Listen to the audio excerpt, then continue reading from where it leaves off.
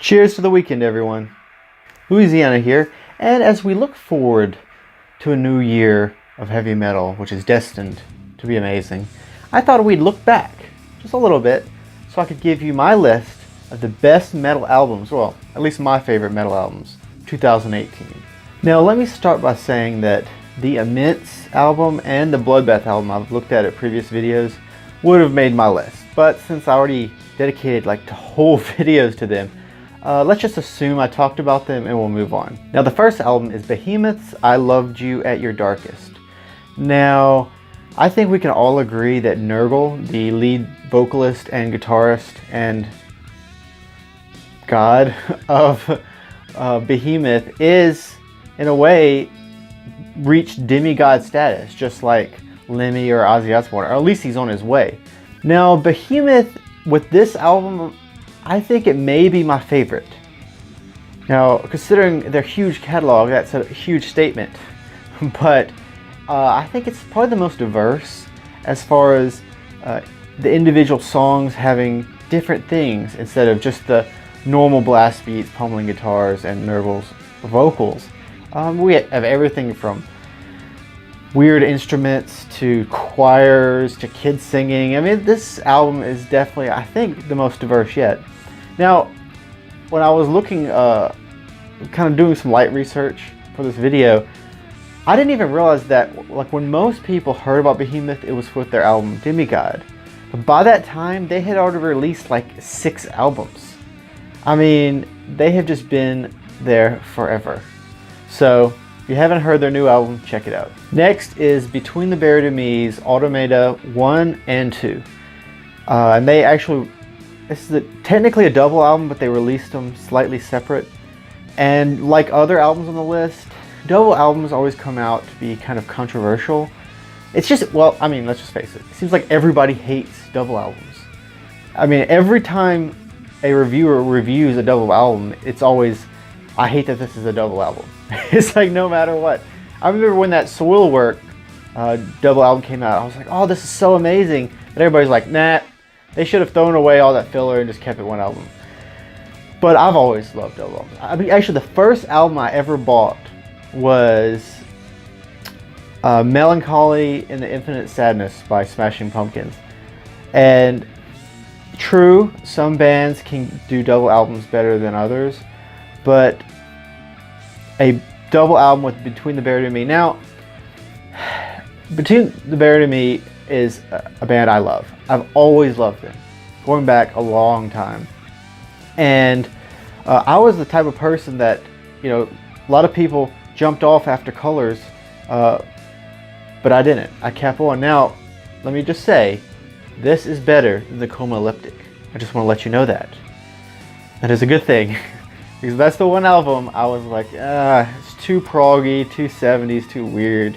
And we're saying weird Between the Buried and Me, but Coma Elliptic was just, you know, a snooze fest, honestly. This album, they're on the right track. And the more I listen to it, the better I like it. So, Automata, check it out.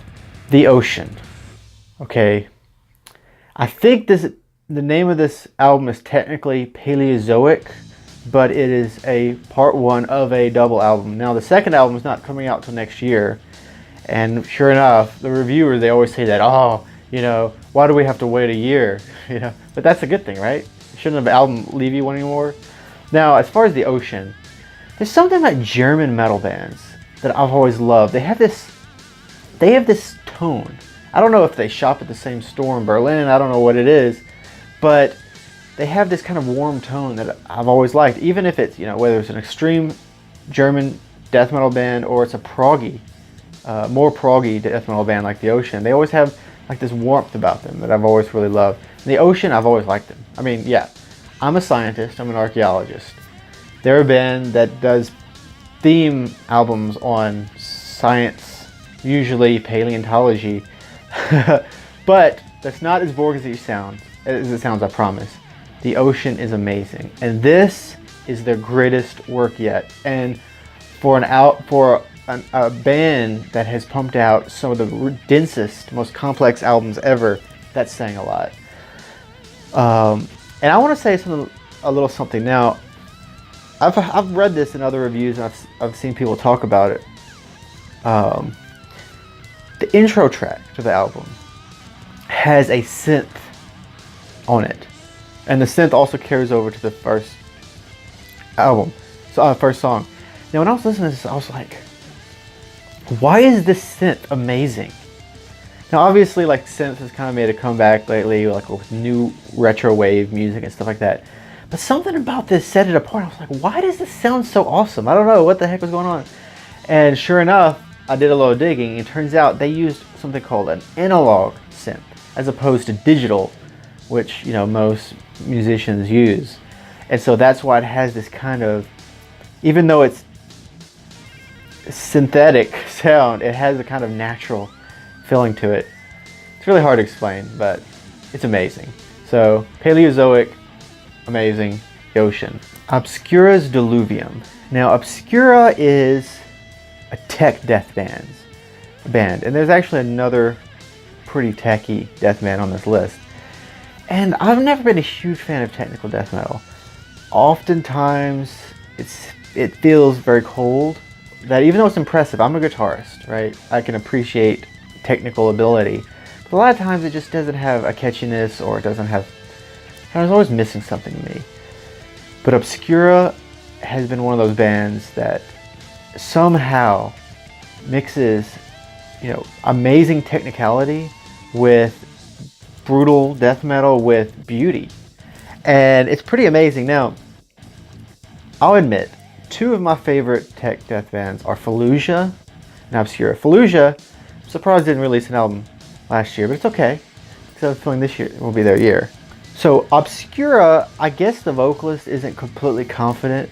They wanted to have clean vocals, okay, which is perfectly fine, especially with kind of progressive music. But I guess he didn't feel confident, and so he used the type of effect on his voice. It's not really auto-tune, but it's kind of a robotic effect. Now, I love it. I think it sounds beautiful. It really does. But I don't know. I want to know what you people think. Should people use effect from vocals? I mean, if people can do it with guitars, why not voice, right? I don't know. I remember on the Fallujah album, they brought in a female singer, and she just knocked it out of the park with no effects. And so maybe Obscura could do something similar next album. I don't know. We'll see. But this album is amazing, and apparently it's the conclusion of a huge arc that they had been working on for like a decade or something crazy. So if you haven't heard it, listen. Okay, I promise I'm going to talk a little faster this time. I think I'm rambling too much. So, Skeletal Remains, Devouring Mortality. Now, I'm kind of surprised I didn't see this album on a lot of lists, but it's, out of all the albums I'm talking about today, it's one of the ones I probably listen to on the most regular basis. Actually, you may see me wear their hat occasionally. I'm a big fan. Let's start with the album art. This is done by Dan Seagrave, who is my favorite metal album cover artist, going back to Morbid Angel's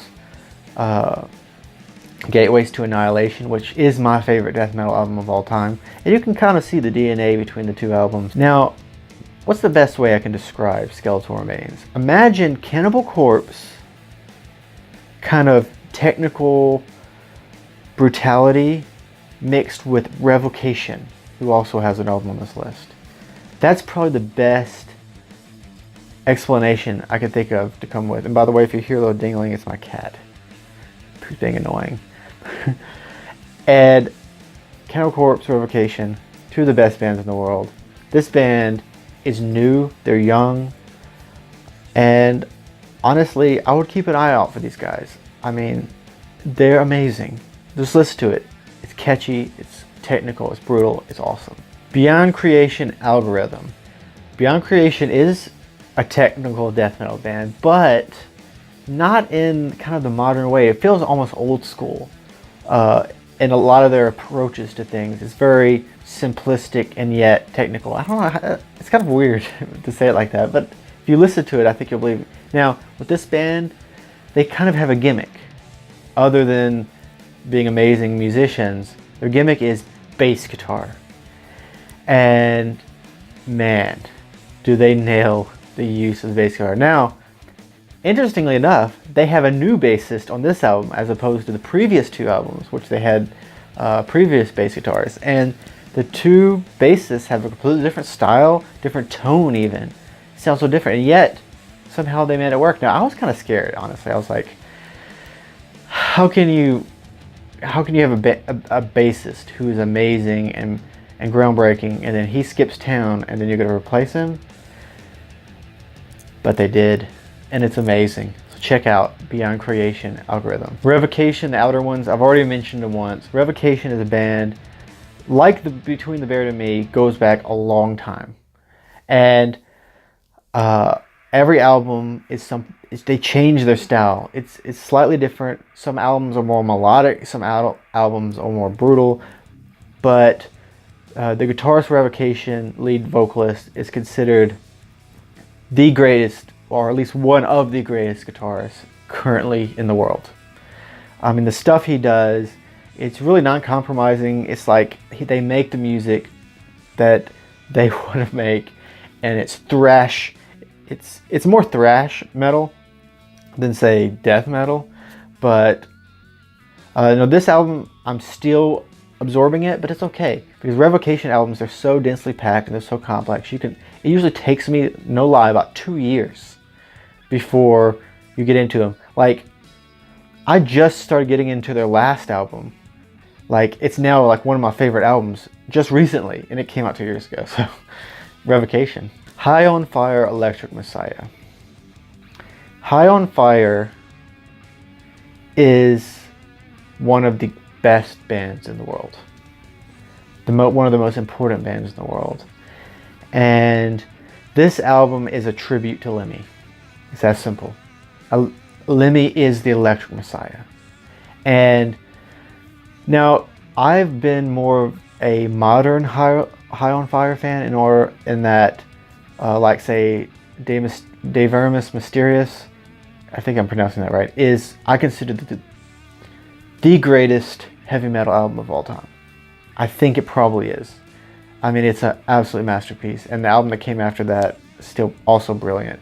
This album is more raw. It's more, I don't know, what are the words? Use it, grindy?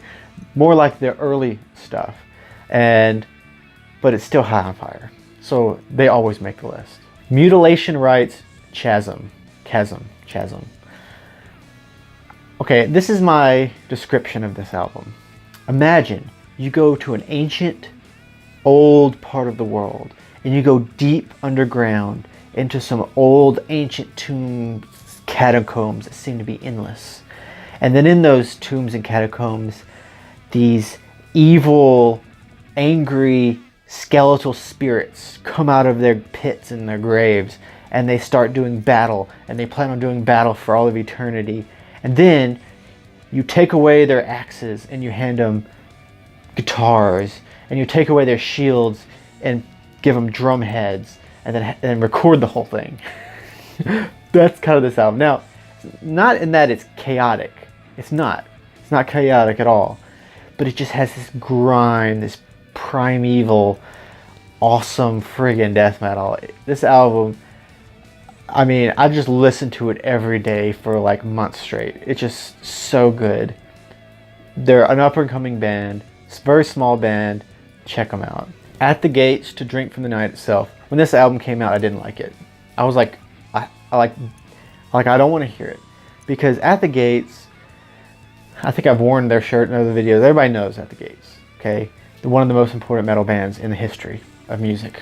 They are. I mean, they invented whole genres. And whenever they came reunited after all those years of hiatus, I loved it. Some people complain, it's a little different. It's not what I was expecting. It's not what I used to. I loved it. I thought it was brilliant and amazing. And the new album, they lost a few members. Some of the people can argue most important members. And so, I don't know, I guess because they were a little uneasy, they kind of went back to their traditional Gothenburg melodic death metal a la 90s style. And I was like, it's a cop-out, it's a sellout, I just can't. But I'm a fool. I've been listening to it lately. I really like it. It's really good.